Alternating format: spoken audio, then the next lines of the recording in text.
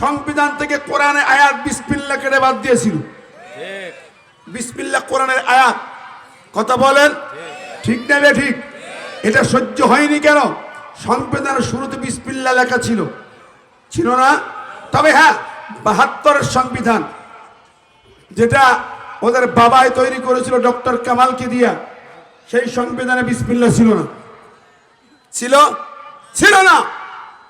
77-78 পরে এদেশে যখন মরহুম প্রেসিডেন্ট জিয়াউর রহমান আসলেন, উনি বিসমিল্লাহ দিয়ে শুরু করলেন সংবিধান। এটা ওনার অবদান। প্রেসিডেন্ট জিয়ার আমি দুইটা কথা আমার মনে পড়ে, ভালো কাজ আমার কাছে। একটা বিসমিল্লাহ লাগানো, আর তুমি জানি না, ছোট ছিলাম। দ্বিতীয়, আমি হজে যেই দেখলাম আরাফাতের মাঠে উনি নিম চারা লাগাইছি। কে হাজিরা দেখছেন না? ওই নিম গাছকে ওরা কি বলে জানেন? জিয়া গাছ। কেন? আরাফাতের মাঠে কোনো গাছ ছিল না।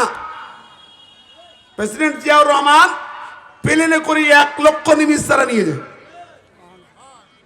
যে চারা লাগায়, গাছ লাগায়। বাংলাদেশের মাটি প্লেনে করে নিয়ে যায়, গর্ত করে সুন্দর করে লাগাই দেয়। সেই গাছগুলো ছায়া দেবে হাজিদেরকে, গরম কমবে, বৃষ্টি হবে। সুবহান। এই 1 টাকা যথেষ্ট একজনের নাজাতের জন্য। যাক, আমি বলছিলাম বিসমিল্লাহ উনি লাগিয়েছিলেন। সেই বিসমিল্লাহ এই 16 বছরের ফেরাউনরা সংবিধান থেকে কেটে বাদ দিয়েছে। কথা বলেন। আচ্ছা, বিসমিল্লাহ কাটলো কেন? উনারা নাকি তাহাজ্জুদ পড়া মানুষ। কি পড়তো? তাহাজ্জুদ পড়লে সেই লোক বিসমিল্লাহ কাটে? আমি 5 তারিখ গণভবনে গেছিলাম, 1 মাস আন্দোলনে ছিলাম। 5 তারিখ প্রথম চান্সে আমরা ঘিরে ফেললাম, ঢুকবো গণভবনে। ঢুকে আমার মনে হলো, আল্লাহ, আর কিছু মোল্লা মানুষ মাথায় থাকলো যে যায় নামাজ আর তসবি খুঁজি, যায় নামাজ আর তসবি কই খুঁজতে লাগলাম, খুঁজে পাইলাম না ভাই। অনেক কিছু পাওয়া গেল, যায় নামাজ আর তসবি পাওয়া গেল না। কতক্ষণ? তাই আওয়াজগুলো ছিল ভুয়া, মিথ্যা, ঠিক না ঠিক? বরং রাত থেকে কি করতো?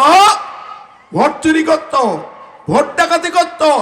আর এদেশে কার নামে মিথ্যা মামলা দিয়ে খুন করা যায়, মারা যায়, গ্রেফতার করা যায়, ক্রস ফায়ার দেওয়া যায়, সেই ষড়যন্ত্র মৃত্যু ছিল। সে কিভাবে মুসলমান দাবি করতে পারে? আমার প্রশ্ন আপনাদের বিবেকের কাছে। কোরআনের এই আয়াতটা কলিজা সহ্য হলো না কেন? প্রিয় হাজিরিন, শুধু তাই না, কয়েকটি পয়েন্ট নেন, মন খারাপ করেন না। শ্রোতা মণ্ডলী, দৃষ্টি আকর্ষণ করছি, কয়েকটা পয়েন্ট নেন যা আপনার আমার ইমানকে ধ্বংস করে দিয়েছে। যারা তাদের সাপোর্টার ছিলেন, তারা বিনয়ের সাথে তাদেরকে বলি, যদি এখানে থেকে থাকেন চারিপাশে, মনোযোগ দিয়ে কয়েকটা পয়েন্ট শুনবেন। আপনার ইমান বাঁচাতে যদি চান, এই কটা কথা শোনেন। তারা বিসমিল্লাহ কাটলো। ওই সংবিধানের ভূমিকায় ছিল আল্লাহর প্রতি আস্থা, বিশ্বাস। প্রেসিডেন্ট জিয়াউর রহমানের লাগানো ছিল, সেই লাইনটা কাটলো। আল্লাহর প্রতি বিশ্বাস মানে ইমান, ইমান বিল্লাহ। সংবিধানে ছিল বাংলাদেশের মুসলমানদের সংবিধান, সেই ইমানের লাইনটা কেটে দিল। তাহলে যেই মানুষরা বিসমিল্লাহ কাটলো, ইমান কাটলো, ওরা কি ইমানদার না বেঈমান? জোরে বলেন কি ঠিক না ঠিক? প্রিয় হাজির, ভালো করে শুনবেন। তাহলে বিসমিল্লাহ কাটা, ইমান কাটা, 300 এমপি যারা কেটেছে, ওরা শুধু একা বেঈমান হতে পারে না, যারা তাদের সাপোর্ট করেছে বিসমিল্লাহর বিরুদ্ধে, ইমানের বিরুদ্ধে, এরা মুসলমান দাবি করতে পারে না, পারে না, পারে না।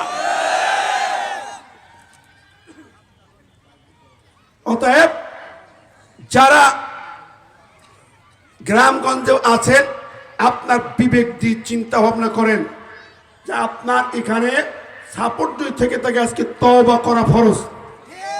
কথা বলেন। আরো কয়েকটা পয়েন্ট। তাহলে তারা কোরআনের সঙ্গে যেগুলো করছে সেগুলো বলি। কোরআন কারীমের একটা গুরুত্বপূর্ণ পয়েন্টকে তারা চেঞ্জ করেছে। সেটা কি? আল্লাহ বলেছেন, মিল্লাতে আবিকুম ইব্রাহিম হুয়া সাম্মাকুমুল মুসলিমিন। কার আয়াত? কতক্ষণ না কার? মিল্লাত আবিকুম ইব্রাহিম, তোমাদের জাতির পিতা হলো ইব্রাহিম। জাতির পিতা কে? কথা বলেন কে? এই ইব্রাহিম চেঞ্জ করে বাবারে বানাইলো, ঠিক কিনা খন? মুসলমান, তোমরাও জাতির পিতা ইব্রাহিম বাদ দিয়া অন্য লোকের নাম বলেছ। যারা যারা বলেছ তারা কোরআনের বিরুদ্ধে চলে গেছো, ঠিক না বে ঠিক? যারা ওই জাতির পিতা ইব্রাহিমের পরিবর্তে তোমাদের নিজেদের বাবারে বসাইছো, তারা আল্লাহর কোরআনের বিরুদ্ধে বিদ্রোহ করেছো, আল্লাহর বিধানকে অপমান করেছো, ঠিক না বে ঠিক? মুসলমান দাবি করে কোন লজ্জায়? আমার প্রশ্ন তার বিবেকের কাছে। আজকে যেগুলো বলে যাব দয়া করে শুনেন, যারা সহ্য করতে পারবে না তারাও কান পেতে শুনেন। আমি আপনার ইমান বাঁচানোর জন্য বলছি, ঠিক কিনা বলেন? 3 নম্বর গেল। 4 নম্বর, ওরা যে কাজটা করেছে, বাংলাদেশের মোড়ে মোড়ে রাস্তায় রাস্তায় মূর্তি বসাইছে, ঠিক কিনা এখন জোরে বলেন? হাজার হাজার মূর্তি। এই মূর্তি বানানো সুন্নত না নফল? মূর্তি বানানো কি জোরে এখন? আরো জোরে, জোরে হলো না? শিরিক করবেন? যে মূর্তি বানায় সে মুশরিক, যে সাপোর্ট করে সে মুশরিক, যে চাঁদা দেয় সেও মুশরিক। আপনি বলে হুজুর ওরা বানাইছে, আমি বানাই নাই, আমি গ্রামের মানুষ, আমি খুকসার মানুষ, গ্রামগঞ্জের মানুষ, আমি খবর রাখি না। কিন্তু কোরআন বলে তুমি যদি সাপোর্ট করো ওদের, তুমি মুশরিক হয়ে যাবা। কোরআন বলতে শুনুন,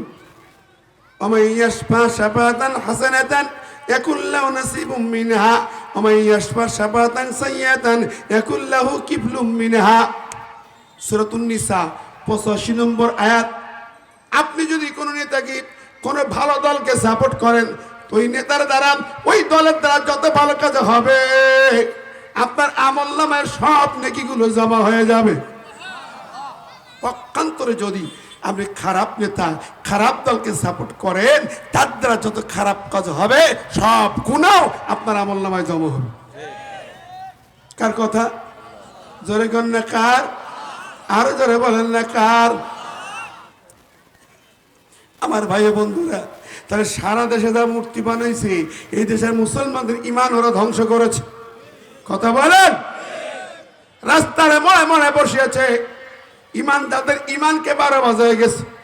এখন যদি ভাঙ্গার পরে আপনার যদি সাপোর্ট না থাকে, এইগুলো ভাঙ্গা হয়েছে, এই সাপোর্ট যে করেন না, এটা যারা মানতে পারবেন না তারা মুশরিক থেকেই যাবেন। নামাজ পড়েন, রোজা রাখেন, হজ করেন, মসজিদ বানান, মাদ্রাসা বানিয়ে এতিমখানা বানান না কেন, যদি ওদের সাপোর্ট থাকে আপনি মুসলমান না, আপনি মুশরিকের জাত, আবু জেহেলের জাত। আমার ভাই ও বন্ধুরা, আমার এই আলোচনা কষ্ট পাচ্ছেন নাকি? যদি কেউ কষ্ট পায় ওটা কলিজা পচা, ঠিক কিনা? শোনে নেন, আমি ওয়াজ করা লোক না, এই ওয়াজ আমি করি না, আমি করি ওয়াশ। এই বহু বক্তৃতা কুমারখালী খুশে আছে, ও অন্তঃ বর্গিত জানে, এটা তাল বসা লাগে মানে বর্গিত জায়গায়। আমি করি ওয়াশ। কাজেই আমার এই কথাগুলা যদি কারো কলিজায় আঘাত করে, সহ্য করতে না পারে, উঠে চলে যায়, ওইটা কি জানেন? শুনবেন কি বলি যাব? কোরআন দিয়ে বলি যাব, আমি নিজের কথা বলবো না। আল্লাহ বলেন সূরা আনফালের 22 নম্বরে, এটা সহ্য করতে কষ্ট হবে, কিন্তু আল্লাহ কয় ইন্না শাররাদ দাওয়াবি ইনদাল্লাহ আসসুম্মুল বুকমুল্লাযীনা লা ইয়াকিলুন। আল্লাহ বলেন ইন্না, নিশ্চয়ই, শাররাদ দাওয়াব, শারদুন মানে নিকৃষ্ট, দাব্বুন দাব্বার বহু বছর মানে জানোয়ার, জন্তু জানোয়ার। শাররুদ দাওয়াব নিকৃষ্ট জন্তু জানোয়ার। সেগুলো কারা? আসুমুল বুকু, বুবা বধির লোক, আল্লাযীনা লা ইয়াকিলুন, যাদের আকল আছে, কল আছে, কিন্তু বিবেচনা করলো না, অন্যায় থেকে চুপ থাকলো, জবান খুলে কথা বললো না, অত্যাচারের জুলুমের জালেমে যা জুলুম করেছে, মজলুমের কান্না কানে পৌঁছে কান বন্ধ করে দিল। এই বুবা লোক, বধির লোক, বুবা শয়তান গুলা, এরা হচ্ছে দুনিয়ায় আল্লাহর কাছে সবচেয়ে নিকৃষ্ট জীব জানোয়ার, নিকৃষ্ট জীব জানোয়ার। তার মানে কুত্তা, শুকুর, বান্দর, হায়না, এই জাতীয় জন্তু জানোয়ার। কে বলছে? আমার পর রাগ করেন না, আমি বিলালি বলে যাচ্ছি বলে আমার পর রাগ করেন না, আমি কোরআনের কথাটা বলছি। আল্লাহ বলছে যারা অন্যায় দেখে নীরব সাপোর্টার, নীরব ভোটার, কাম গঞ্জ তুমি দেখেছ, 4 বছরের বাচ্চার কপালে গুলি লাগিয়েছে, আবু সাহেব বুক পেতেছে গুলি লাগিয়েছে, হাজার হাজার ছাত্র বুকে গুলি চালিয়েছে, আল্লামা সাইদিকে মেডিকেল কিলিং করে হত্যা করেছে, নিষ্পাপ আলেমদেরকে ফাঁসির মঞ্চে ঝুলিয়েছে।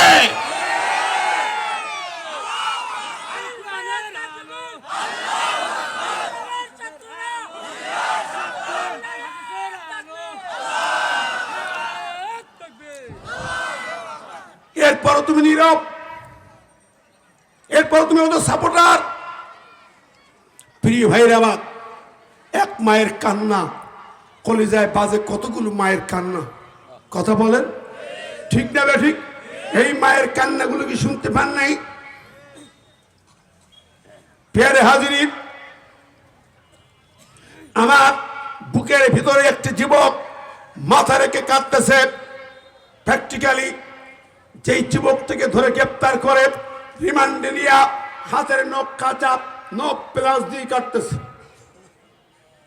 পুলিশ অফিসার বেনজির মিয়া, হারুন মিয়া আর তাদের তাবেদার কিছু ডাকাত, ডাকাতের বাচ্চা ডাকাত পাইকারি হারে ক্রস ফায়ার দিয়েছে এরা। কথা বলেন। এই যুবককে ধরে হাতের কাঁচা নখ প্লাস দিয়ে কাটতেছে, কাঁচা নখ। চিন্তা করেন তো, একটু বেলের টান পড়লে, কাঁচা নখ টান পড়লে কেমন হয়? মনে কলিজা কাটা যায়। কথা বলেন। ওই যুবক বলেন, আমার যখন কাঁচা নখ প্লাস দিয়ে কাটলো, মনে হলো আমার বুকটা চিরে কলিজা চাকু দিয়ে কাটতেছে। যন্ত্রণা, আমি ছটফট করি, তবু শুধু আল্লাহর নাম জপি, আল্লাহ। ওরা আমাকে বলে, যুবক যদি তুমি ইসলামী দল না ছাড়ো, যদি তুমি ওই দল না ছেড়ে দাও, একটা নখ নয়, একটা একটা করে হাতের 10টা নখ, একটা একটা করে পায়ের 10টা নখ, সবগুলো তোলা হবে, কাটা হবে। এরপরে তোমার চোখ তোলা হবে, কান কাটা হবে, তোমার বুকের ভিতরে তোমার ছুরি চালানো হবে। যুবক কেঁদে কেঁদে বলে, ওই অফিসার, ওই ওসি সাহেব, আমার চিনো নাই, আমি কে? আমি বিলালের উত্তর সুরি, আমি খাব্বাবের উত্তর সুরি। আগুনের পরে চুপ উপুড়ু করে শোয়া, চিৎ করে শোয়া, বুকের পরে পাথর চাপা দিয়ে আগুনে পোড়ায় পোড়ায় ঝলসায় জলসায় মেরেছে, তারপরও তার ইমান ছাড়ে নাই, ইমান ছাড়ে নাই। ওই অফিসার নেই, আমি তাদের উত্তর সুরি। তুমি কি আমার চেনো? তুমি কি জানো আমি কে? আমি সেই ইয়াসিরের উত্তর সুরি, যে ইয়াসির কি 2 পায়ে 2টা মোটা মোটা দড়ি বাঁধছে, ডান পায়ের মোটা গাছি দড়ি, বাম পায়ে আর একটা দড়ি, 2 পাশে 2টা বড় উট দাঁড় করা আছে, শক্তিশালী উট। ডান পায়ের দড়ির উট এই পাশে ডানের উটের পায়ে বেঁধেছে, বাম পায়ের দড়িটা বাম পায়ের উটের পায়ে বেঁধেছে। এরপরে ওরা উটকে পিটাইয়া 2 দিকে তাড়ায়। বলুন তো কি দোষ হয়? ইয়াসির কাঁদে, চোখের পানি ঝরঝর করে টপ টপ করে পড়ে। আর আবু জেহেল আনন্দ করে বলে, তুই বল মোহাম্মদের দল ছাড়বি কিনা? হলো ইয়াসির বলে, ও আবু জেহেল রে, আমাকে জানি তোরা যা করতেছিস, আমার মলদারের নিচ থেকে চিরা শুরু হয়েছে, রক্ত ঝরঝর করে পড়তে শুরু করেছে, আমার দেহটা এইভাবে টেনে টেনে চিরে চিরে 2 খণ্ড করবি। যতক্ষণ সময় লাগবে আমার যন্ত্রণায় ছটফট করতে হবে। আমি জেনে বুঝে বলি আবু জেহেল রে, আমার দুই পা দুই দিক দিয়ে চিনি চিনি চিনি দুই খণ্ড করবি, এরপর আরো খণ্ড খণ্ড করতে পারবি, কিন্তু মুহাম্মাদের দল থেকে আমাকে ফিরাইতে পারবি না। যুবক বলে, আমি সেই ইয়াসিরের উত্তরসূরি, আমি সেই বেলালের উত্তরসূরি, যার গলায় শিকল পায়ে শিকল বেঁধে মরুভূমির গরম বালুর পরে টেনে বেড়ানো হয়েছে, গোটা পিঠগুলো ফুলে ফুলে পড়েছে। আমার ভাইরা, আপনারা তো ওয়াজ শোনেন সারা জিন্দেগি, আর আমরা ওয়াজ করি, প্র্যাকটিক্যাল তো দেখি নেই। সাহাবীদের জীবন, বাংলাদেশের 16 বছর নির্যাতন চোখে দেখেছি। কতক্ষণ?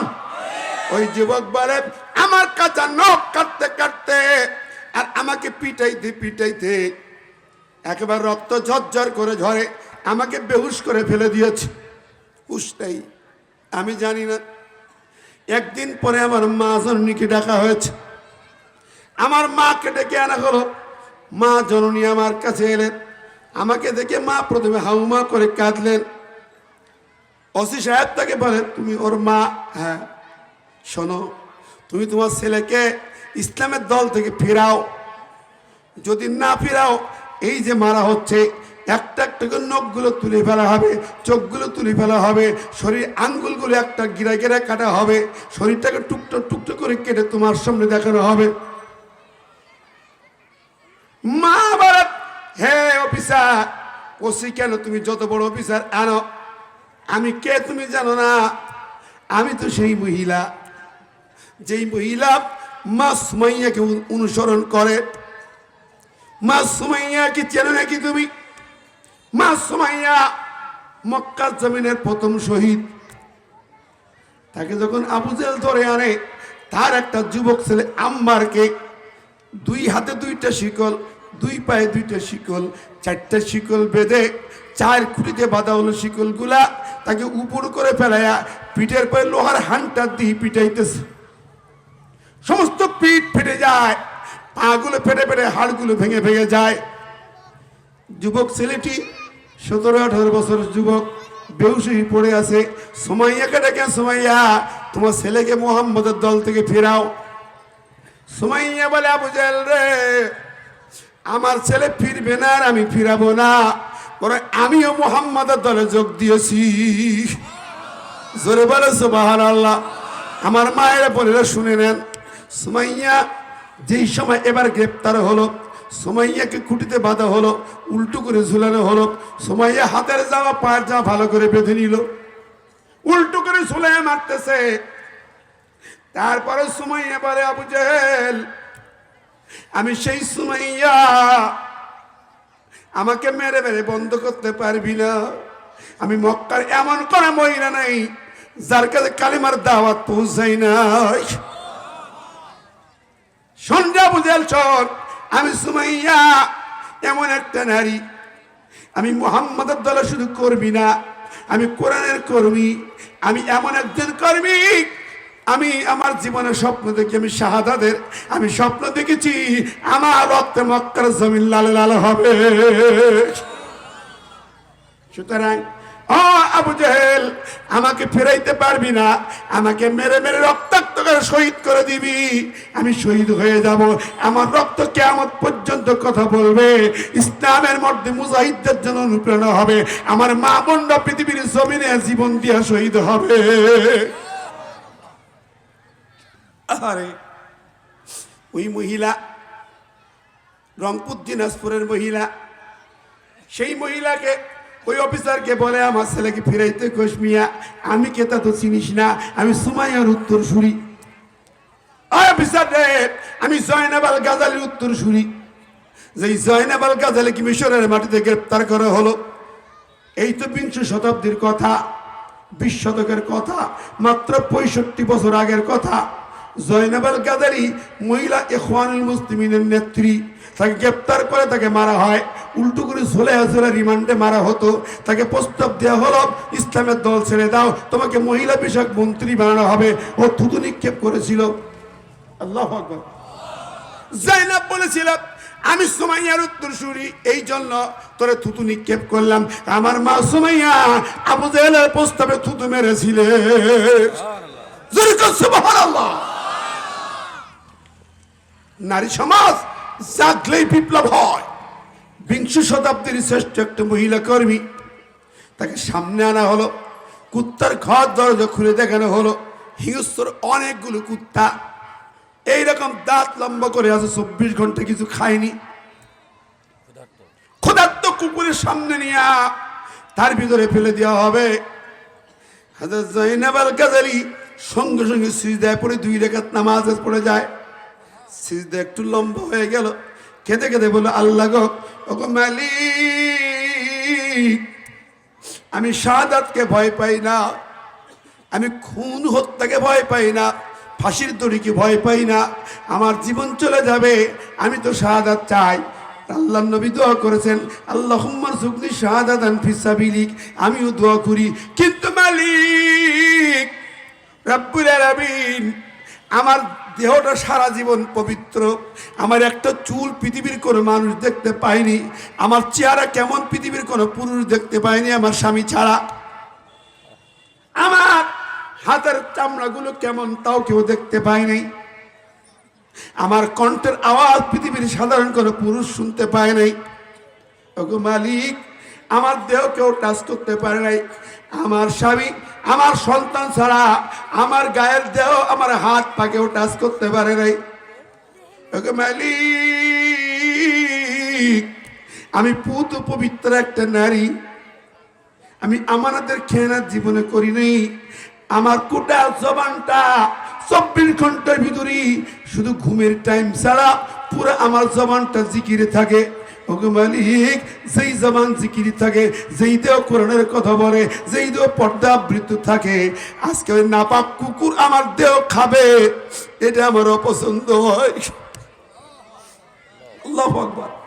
আল্লাহ ওরা গুলি করে মারুক, ফাঁসির মঞ্চে ফাঁসি রশি দিয়ে হত্যা করুক, কোনো আপত্তি আমার নাই মাবুদ রে,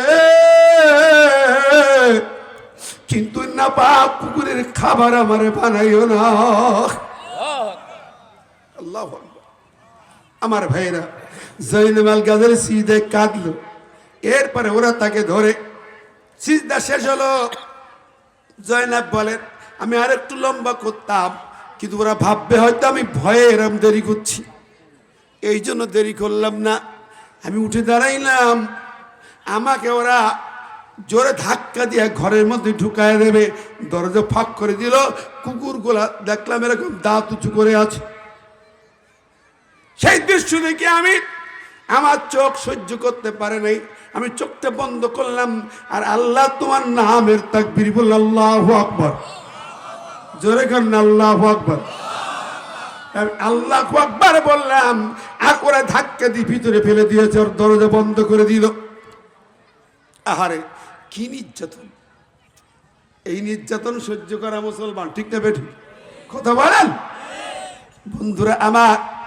এরপরে অবাক হয়ে যায় পিয়ারে হাজিরিন, এইভাবে যখন তাকে ঢুকায় দিল, ওরা জানে তাকে শেষ করে ফেলবে স্বাভাবিক, 2-4 ঘন্টা লাগবে না, অন্তত অসংখ্য কুকুর, বড় বড় বন কুকুর, এরা তো সঙ্গে সঙ্গে ছিঁড়ে ফেলবে, স্বাভাবিক ব্যাপার। এইভাবে ঘর বন্ধ। পরের দিন 24 ঘন্টা পরে ওই জেল লোকজন যারা এসে খুলতেছে দরজা, দরজা খোলার সাথে সাথে তারা আটকে উঠলো, আতঙ্কিত হয়ে গেল। আল্লাহু আকবার। লক্ষ্য করে দেখে এই বন্য কুত্তাগুলা সবগুলা দেয়ালের ধারে যাইয়া ভয়ে ঠক ঠক করে কাঁপতেছে। কুত্তাগুলা ঠক ঠক করে কাঁপে, আর মহিলা সিজদায় পড়ে পড়ে শুধু আল্লাহর নাম জপে, আল্লাহ আল্লাহ আল্লাহু লা ইলাহা ইল্লাহু, আল্লাহ আল্লাহ।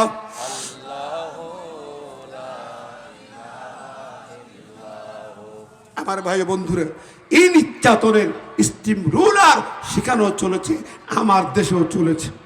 কথা বলেন, অসংখ্য মা বোনকে গ্রেপ্তার করেছে এরা, মহিলা বৈঠক করেছে, কোরআনের সেখান থেকে গ্রেপ্তার করে বলছে নাশকতা করতেছিল। কারণ ঠিক না বেঠে? আমার বোনকে গ্রেপ্তার করেছে, আমি সাক্ষী। আমার বোন গ্রেপ্তার হলো, আমার ভাগ্নি গ্রেপ্তার হলো। তাদের পরে যে অমানসিক টর্চারিং করেছে পৃথিবীর কোনো মানুষ করতে পারে না। এই জন্য আল্লাহ সাদ্দার জবাব, এগুলো জন্তু জানোয়ার, নিকৃষ্ট জানোয়ার, কুত্তার চেয়ে খারাপ। ঠিক না বে ঠিক?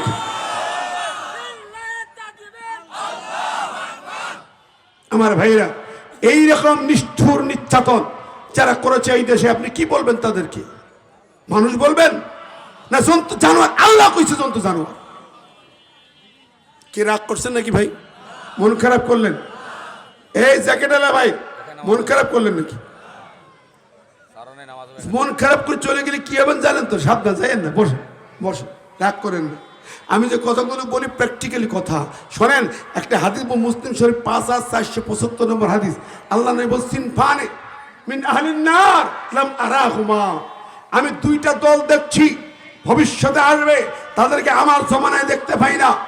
একটা দল কওমুন সিয়াতুন মাহুম সিয়াতুন কাসনাবিল বাকার ইয়াদরিবুনা বিন নাস, এমন জামানা আসবে এক শ্রেণীর লোক, তাদের গায়ে তাদের হাতে গরুর লেজের ন্যায় লাঠি থাকবে। গরুর যেমন লেজ সাথে থাকে, লাঠি ওদের সাথে থাকবে। এই লাঠিয়াল বাহিনী ইয়াদরিবুনা বিন নাস, মানুষদেরকে সত্য মানুষদেরকে ধরে ধরে পিটাবে, মারবে। কথা বলেন? 16 বছর কি দেখেছেন? ভালো মানুষদেরকে ধরে ধরে মেরেছে, জেলখানায় ঢুকাইছে, আর চোর ডাকাতগুলো ছেড়ে দিয়েছে। কথা কন? আমির হামজার মতন ছোট্ট বাকি, তাকে ধরে জেলখানায় ঢুকাই বলছে কি পার্লামেন্টে হামলা করতে গেছে। ঠিক না ঠিক? হে কুষ্টিয়াবাসী কথা বলেন, মন খারাপ করেন? কি অন্যায় করছে আমির হামজা? 3 বছর জেলে টর্চারিং করলে কেন? কি অন্যায় করছে মামুনুল হক? তার হাত পাগুলো ভেঙে দিলে পর ডান্ডা বাড়ি পড়ালে কেন? আলেমদের হাতে ডান্ডা বাড়ি পড়িয়েছ, এবার তোমাদের ডান্ডা বাড়ি পড়ার পালা।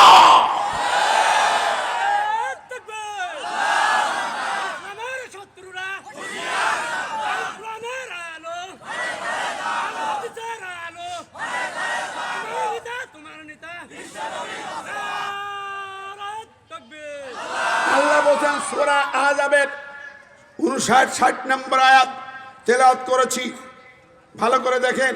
ওয়াল্লাযিনা ইউযুনাল মুমিনুল মুমিনাত, যারা মুমিন পুরুষ নারীদেরকে কষ্ট দেয়, বিগাইরি মাকতাসাবু, তারা অন্যকে বিনা কারণে কষ্ট দেয়, তাহলে তারা কি হবে? ফাকাদ ইহতামালু বুহতানা ইসমাম মুবিনা, ওই কষ্ট দানকারী জালেমেরা সেই অপবাদের বোঝা বহন করবে, পাপের বোঝা বহন করবে। যেভাবে কষ্ট দিয়েছে দ্বিগুণ কষ্ট দুনিয়ায় পাবে, জাহান্নামেও পাবে। দিফাইনি মিনাল আযাব, কোরআন বলেছে, আমার কথা নয়। সুতরাং এখন ট্রাইব্যুনালে মামলা হচ্ছে, এখন আবার টিক টিক করো কেন? কথা বলেন? শর্ট করে আসবে, আসো, গোটা জাতি অপেক্ষায় আছে। ঠিক না ঠিক? আমিরি জামাত, আমির সোহাদা নিজামী ভাইকে ফাঁসির মঞ্চে নিয়ে আসা চেরো, তাকে সারা পৃথিবী তাকে এই জমানার শ্রেষ্ঠ মুজাদ্দিদ মনে করে। এমন সোনার মানুষ আমার চোখে পৃথিবীতে দেখি নাই।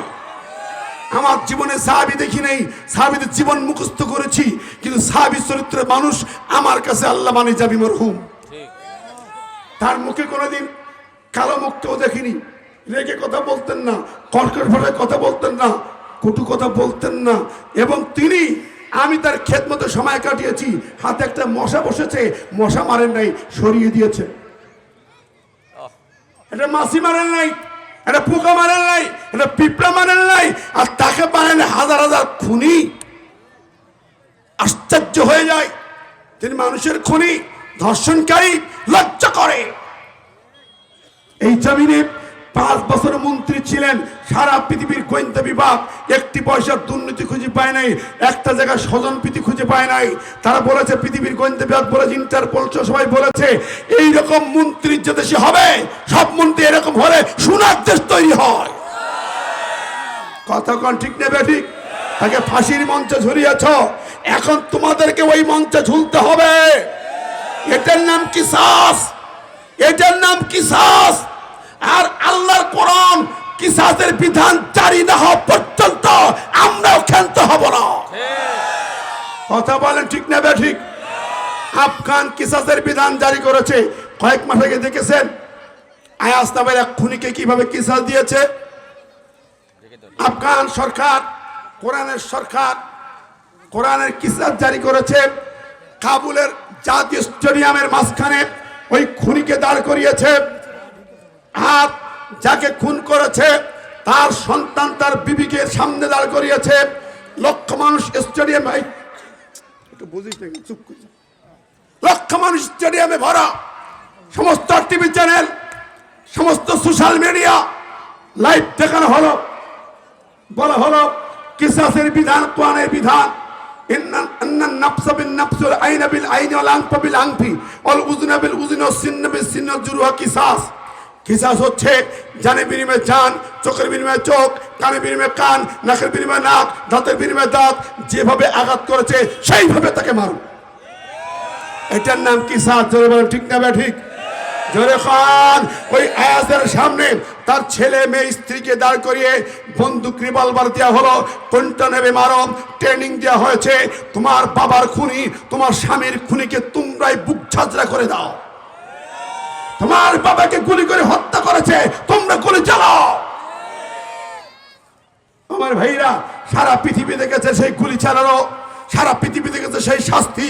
আমেরিকা চমকে গেছে, জাতিসংঘ আতঙ্কিত হয়ে বললাম, আমরা আতঙ্কিত হলাম। তালেবানরা বলে জাতিসংঘ, ওই আমেরিকা আমার এই দেশে আমার বাবা, আমার ভাই, আমার আত্মীয় 1 লক্ষের উপরে হত্যা করেছ, দখল করে গুলি চালিয়ে, ট্যাঙ্ক চালিয়ে, মেশিন গান চালিয়ে হত্যা করেছ, বোমা মেরে হত্যা করেছ, মনে নাই? আমেরিকা তখন কোথায় ছিলে? জাতিসংঘ কোথায় ছিলে? নীরব ছিলে কেন? ঠিক না ঠিক? এই দেখেন মোদি দিদিরা এখন প্রতিবাদ করতেছে। চিন্ময় নামের খুনিকে গ্রেপ্তার করা হয়েছে, ওই ভারতের কলিজা জ্বলতেছে। ঠিক না ঠিক? ও মোদি, আমি প্রশ্ন করি মোদি তোমার কাছে, বাংলাদেশে সফল মন্ত্রী নিজামীকে ফাঁসি দেওয়া হলো, সালাউদ্দিন কাদের চৌধুরী বিএনপির মন্ত্রী তাকে ফাঁসি দেওয়া হলো, তখন কেন প্রতিবাদ করো নাই? কথা বলেন। তাও বাদ দিলাম, 3বার দেশের সফল মন্ত্রী, প্রধানমন্ত্রী বেগম খালেদা জিয়াকে গ্রেপ্তার করে যে নির্মম নির্যাতন চালানো হয়েছে, ও মোদি কোথায় ছিলে? তখন কেন কথা বলো নাই? কথা বলেন ঠিক না ঠিক? এই যে ছাত্র জনতা প্রায় 2000 ছাত্র বুকে গুলি চালালো, হেলিকপ্টার দিয়ে গুলি চালাইছে, ও মোদি তোমার ঠোঁটে কুলুপ মারা ছিল কেন? তুই প্রতিবেশী দেশের প্রধানমন্ত্রী, হাজার হাজার ছাত্র বুকে গুলি চালিয়েছে, প্রতিবাদ কেন করো নাই? এখন কথা বলো, দাঁত ভাঙা জবাব তোমাকে দেওয়া হবে। কথা কোন ঠিক নেবে ঠিক? আমার ভাই বন্ধুরা, বাংলাদেশের সমস্ত রাজনৈতিক দল, বিএনপি, জামাত, খেলাফত, হেফাজত সবাই এক হয়েছে, ঐক্যবদ্ধ হয়েছে। আমার দেশের স্বাধীনতার উপরে হাত দিলে, আমার দেশের 1 ইঞ্চি মাটিতে হাত দিলে ভারতকে ছাড় দেওয়া হবে না, হবে না, হবে না। কলকাতা বলেছে কলকাতার আবর্জনা দিয়ে ঢাকা শহর ঢেকে দেবে। আমি সেদিন রাজশাহীর পুলিশ একাডেমির সামনে, সারদা কলেজ মাঠের মাহফিলে হাজার লক্ষ মানুষের সামনে বলেছি, জানিয়ে দাও বাংলাদেশের মুসলমানরা আবর্জনা দেবে না। বাংলাদেশের মুসলমানরা যদি শুধু টয়লেট করে, টিস্যু পেপার ছুঁড়ে মারে, তোর কলকাতা ঢেকে যাবে। আমার ভাই ও বন্ধুরা, ভারতের এই উস্কানি অত্যন্ত আপত্তিকর। আগরতলায় আমাদের হাই কমিশনে হামলা করে বাংলাদেশের পতাকা ছিঁড়ে যে আগুন দিয়ে পুড়িয়েছে, এর বিচার না হওয়া পর্যন্ত ভারতের সাথে কোনো সম্পর্ক থাকবে না। ভারতের কোনো পণ্য ব্যবহার করবো না, তোদের পচা পেঁয়াজ আলু খাবো না, তোদের জিনিস নেব না। বাংলাদেশের বুকে তোদের ঢুকতে দেওয়া হবে না, হবে না, হবে না। রাজি আছেন কারা কারা? 2 হাত তুলে দেখান।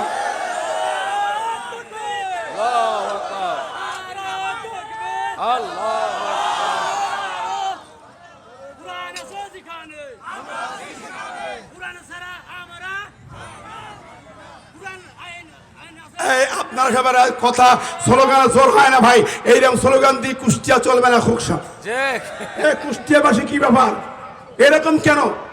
জবান জোরে কথা বলেন। ভারতের মুস্কান নামের একটি মেয়ে তকবির দিয়েছিল, মোদির সন্ত্রাসীরা পালিয়েছিল, ঠিক না ঠিক? কথা বলেন। ভারত কেঁপে উঠেছিল। আমার মায়েরা বোনেরা তাকবীর দিলে তোমাদের চেয়ে জোর হবে। তোমরা মেয়েলোকে সিওদম কেন, হে পুরুষেরা জবান করে তাকবীর দিতে হবে। ওরা পাকা ফাকাবীর তাকবীর দিয়ে ফরজ চিল্লে পরে নারায়ে তাকবীর, আরো জোর হবে। এই মাঠ পার হয়নি, আওয়াজ পাঠিয়ে দেন বাংলার আকাশ বাতাস পেরিয়ে এই বর্ডার বেল্ট দিয়ে কলকাতায় মমতাকে জানিয়ে দেন, চোখ বাঁকা করলে তোর কলকাতা থাকবে না। মোদি চোখ বাঁকা করলে তোর ভারত 7 সিস্টার থাকবে না। বাংলার মুসলমান আজকে ঢাকায় সাবেক সেনা প্রধানরা, সেনা অফিসাররা মিটিং করে বলেছে, এই ভারত শুনে নে, 72 সেনাবাহিনী বাংলাদেশে নেই। ভারত শুনে রাখ, শেখ হাসিনাকে প্যাকিং করে পাঠিয়ে দিয়েছে বাংলার সেনাবাহিনী অঙ্কর, এর সাথে 17 কোটি মানুষ তার সঙ্গে থাকবে। ইসকনের জায়গা বাংলাদেশে হবে না, হবে না, হবে না। ঠিক না? ঠিক জোরে বলেন নারায়ে তাকবীর। আল কোরআনের আলো সন্ত্রাসীদের আস্তানা চালিয়ে দাও, পুড়িয়ে দাও। জঙ্গিদের আস্তানা,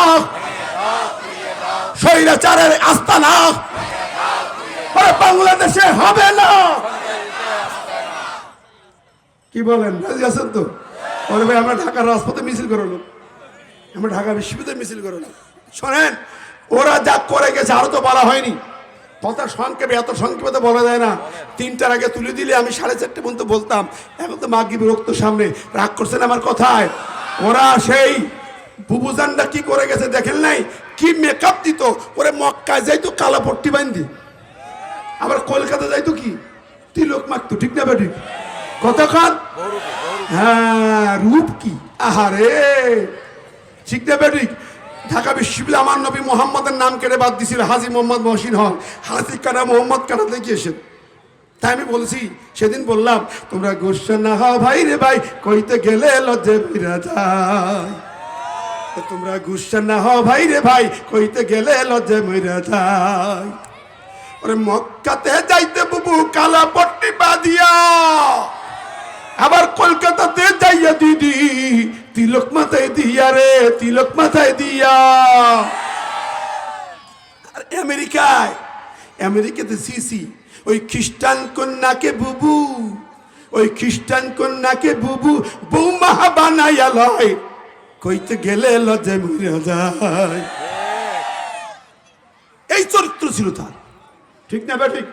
আর খুনি রক্ত পিপাসু যাওয়ার সময় সেনাবাহিনী বলছে গুলি চালাও, গুলি চালাও। আরে আবু জেহেলের প্রেতাত্মা, আবু জেহেল যখন মারা যায় তখন বলতে যে মুহাম্মদকে পাইলে একটু দাঁত দিয়ে চিবাতাম। এও যখন বিদায় হবে গণভবনের সেনা প্রধানের কয় গুলি চালা। আরে বাবা রে, কয় সব গুলি ফুরিয়ে যাবে, সব গ্রেনেড ফুরিয়ে যাবে, লক্ষ লক্ষ নয় কোটি জনতা আসতে তোমার গণভবন ধরবে। তাড়াতাড়ি পালাও, নইলে বাঁচতে পারবে না। ঠিক না বেঠিক? আল্লাহ কয় 1 আগস্টে তারা নিবন্ধন বাতিল করলো, নিষিদ্ধ করলো ইসলামী আন্দোলন। ঠিক না বেঠিক? আল্লাহ কয় সূরা ইব্রাহিমের 13 নম্বর আয়াত, ওয়াকালাল্লাযীনা কাফারু লিরুসুলিহিম লানুখরিজান্নাকুম মিন আরদিনা আও লাতাউদুন্না ফি মিল্লাতিনা ফাআওহা ইলাইহিম রাব্বুহুম লানুহলিকান্নাজ জালিমিন।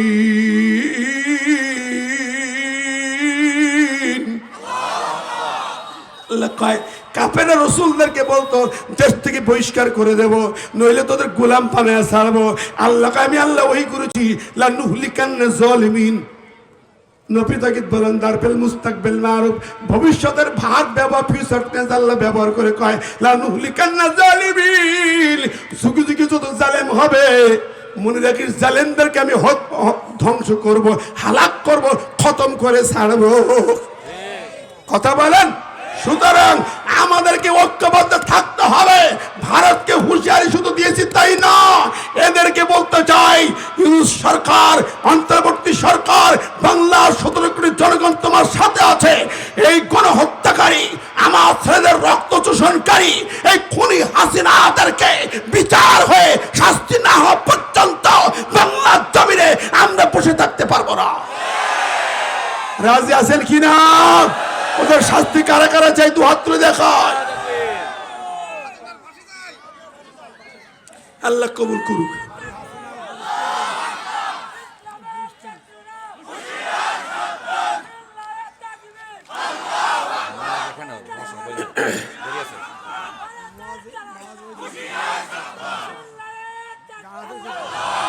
আল্লাহ কবুল করুক, আমিন। কষ্ট পাচ্ছেন, এটা দরুদ পড়ে আল্লাহুম্মা।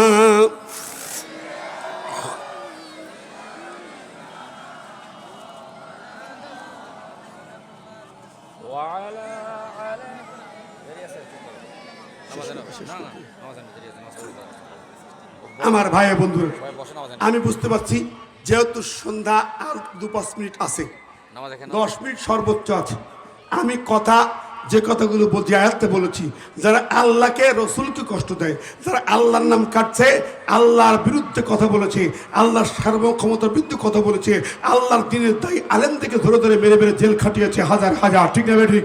আমরা বিনা কারণে জেল কেটেছি, আমার চাকরি কেড়ে নিয়েছে, ইমামতি কেড়ে নিয়েছে, ভিটা বাড়ি কেড়ে নিয়েছে, আমি এলাকা ছাড়া 12টি বছর এলাকা ছাড়া, আপত্তি নাই, চাকরি চাই নাই। আমার কথা হলো, আমি আল্লামা সাঈদী মুক্তি পরিষদের সারা দেশের প্রধান ছিলাম, চিফ ছিলাম, চেয়ারম্যান ছিলাম, মুক্ত করতে দিয়ে অনেক জেল জুলুম মামলা খেয়েছি। এখন পানি নাই, চলে গেছেন। সাঈদীর রক্ত জমিনে বৃথা হওয়া যাবে না। আমার একটা পণ প্রতিজ্ঞা, হে তৌহিদি জনতা, তাকে মেডিকেল কিলিং করে হত্যা করেছে, আল্লামা সাঈদীর খুনিদের শাস্তি না হওয়া পর্যন্ত বাংলার